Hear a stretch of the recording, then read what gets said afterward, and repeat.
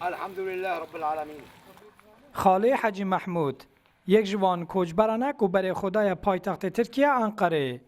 حاجی محمود و مالباتاوی اصل خوش کوبانی روژاوای کردستان نه. نهاجی وکه به هزاران کوچبران لانقره حول ددن که دبارا جیانا خوب بکن و افد بیجن نزیک بو نازوستانه باریوان گران ترکیه. درما ما چیکی زور geçirmişti be و زمستان هات و کومرتنا و قرشیمایتنا و ادارات زور دبا هناك شخرا چوبلغی قرطون مرتونا توپ دکن دفروشن و ام شبکن امری ماش قدیره. لطاخن در دور انقره هایا کوچبران روژاوا گرم یا سیاسی نینه لسر و سرمایه نافدار یا پایتخت ترکیه لالیه که لاشه زارو کاندلر زینه لالیه دن روز بروز دیو بابانجی بیچاره دکه.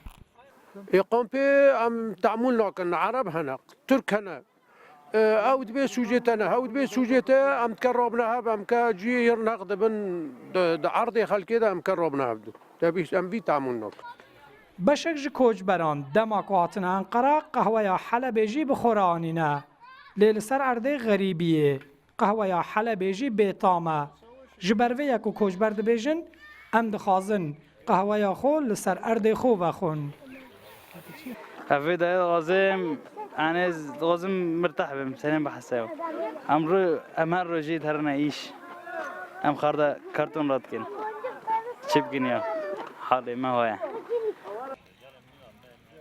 هجمارا کوچبرین لپایتخت ترکیه انقره حتی نهاجی به تمامی نایزانین لی هر روز به دهان مالبات جبر شر عراق و سوریه و روژاوای کردستانه بری خود دن وی باجاری.